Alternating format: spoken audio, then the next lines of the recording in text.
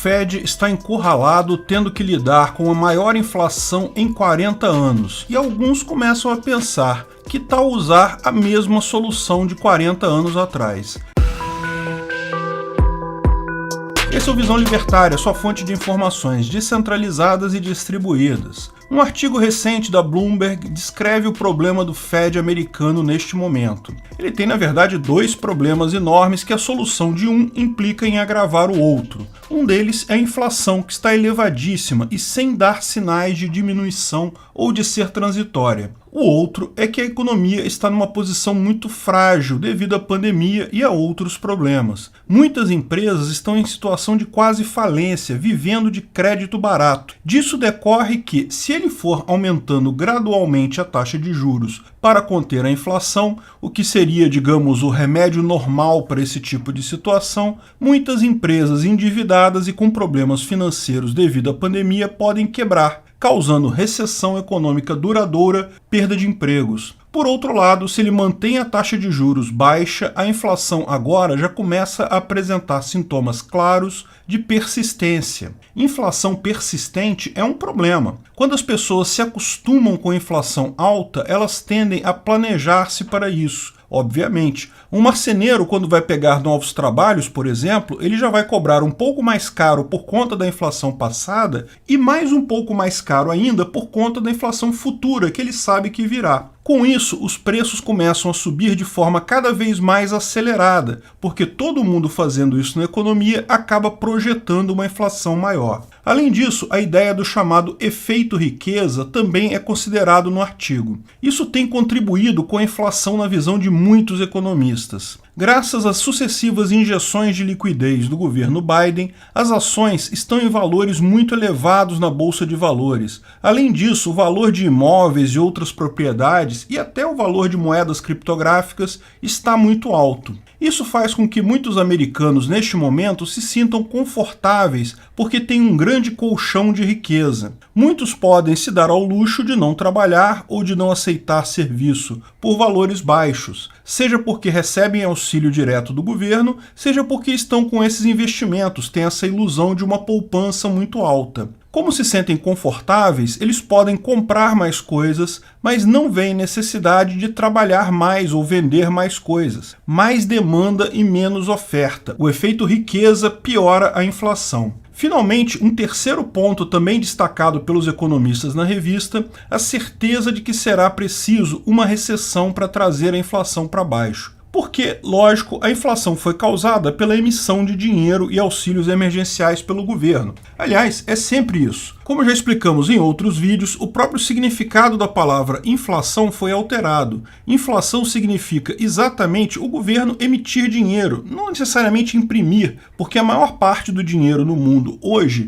fica no banco, não é impressa propriamente dita. Mas o governo inflar essa base monetária é o que causa, inevitavelmente, aumento de preços mais adiante. Falamos sobre isso no vídeo Por que é preciso saber o que é inflação, lá no canal Ancapsu Classic. Mas não tem como pegar de volta esses auxílios que já foram dados. Pior, a situação política nos Estados Unidos parece indicar que haverá mais impressão de dinheiro num futuro próximo. Além disso, é inútil esperar a volta rápida da oferta na economia. Os gargalos causados pela pandemia ainda vão levar anos para serem totalmente superados. Encomendas de chip, por exemplo, têm filas de espera de anos. Portanto, a única forma de domar a inflação é por uma recessão, é diminuindo a demanda. Isso significa que, não importa qual estratégia o Fed irá tomar, uma recessão econômica grave vem adiante. Alguns estrategistas começam a defender a alternativa de uma solução nuclear, uma estratégia para desvalorização massiva de ativos, imóveis, bolsa e até criptomoedas,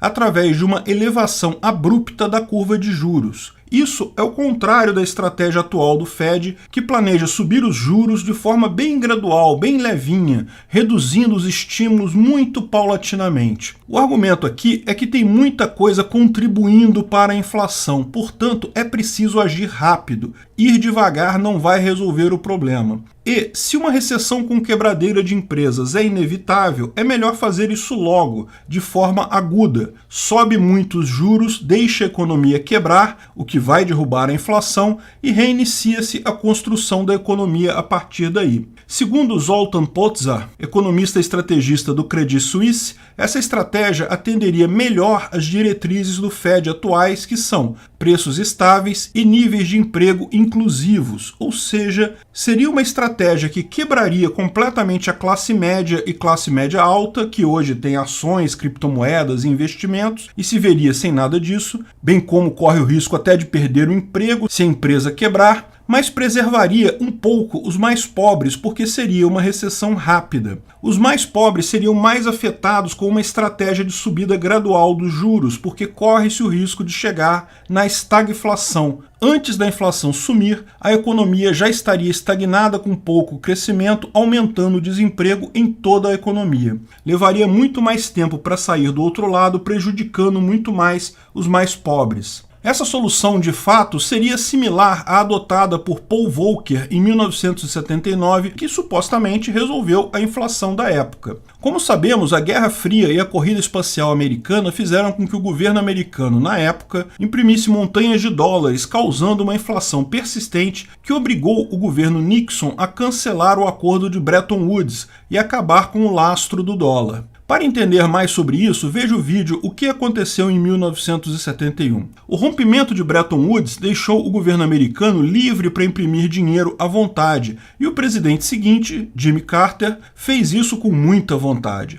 O resultado foi justamente a inflação, que o presidente de então do Fed, William Miller, tentou conter com um aumento gradual da taxa de juros, o remédio normal, digamos assim, o que na época transformou o problema em uma estagflação. Quando Paul Volcker assumiu em 1979, ele prometeu focar de forma absoluta na inflação e aumentou a taxa base de juros para até 11% ao ano em muito pouco tempo. 11% de taxa de juros base pode parecer um passeio no parque aqui no Brasil. Na verdade, é essa nossa taxa atual. Já tivemos taxas muito mais altas que isso, mas lá nos Estados Unidos isso é um choque nuclear, é uma catástrofe. Empresas quebraram, pessoas queriam comprar casas, agora não suportam mais o preço dos juros, valor de ações de empresas e outros investimentos desabaram, porque era muito melhor agora emprestar dinheiro para o tio Sam. Dessa forma, com o fim da impressão de dinheiro maluca com a chegada do Reagan em 1980,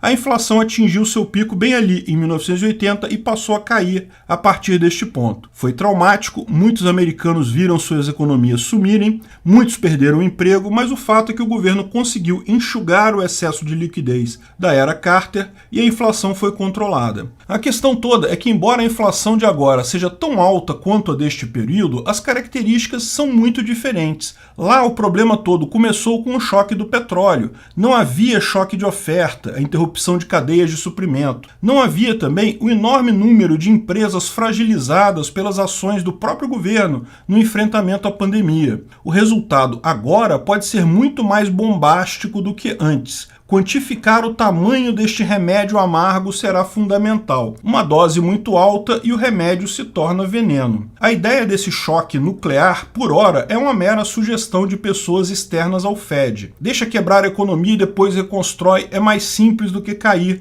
na armadilha da estagflação. Se é isso que o Fed irá fazer ou não, só veremos nos próximos meses. Mas certamente esse é mais um alerta da importância do dinheiro estar longe das mãos do Estado. Dinheiro em um ativo que o Estado não pode mexer diretamente. Certamente o valor do Bitcoin irá cair nessa situação. Evidente que sim. Muita gente coloca dinheiro em Bitcoin não com um objetivo ideológico, não para proteger o seu dinheiro, mas meramente para especular em dólar. Continua vendo o valor no dólar, não no Bitcoin. Compra Bitcoin com o objetivo de ter lucro em dólares. Não tem nada de errado nisso, mas essa pessoa vai chegar à mesma conclusão que o dono de ações e de imóveis. É melhor tirar o dinheiro de lá e emprestar para o tio Sam. Muita gente vendendo Bitcoin, o preço cai. Mas como tem muita gente já vendo o Bitcoin da forma ideológica, percebendo a importância de ter um dinheiro que o Estado não consegue meter a mão, a recuperação do preço tende a ser maior e mais rápida do que outros ativos. Cada vez mais gente percebendo a importância importância de fugir do dinheiro estatal. E essa é outra diferença em relação a 1980. Não havia alternativas naquela época. Sem dúvida alguma, nessa próxima crise que virá, certamente virá uma crise, pode ser uma estagflação leve e dolorida por um tempo longo, ou pode ser uma crise mais forte por um tempo mais curto, mas que virá.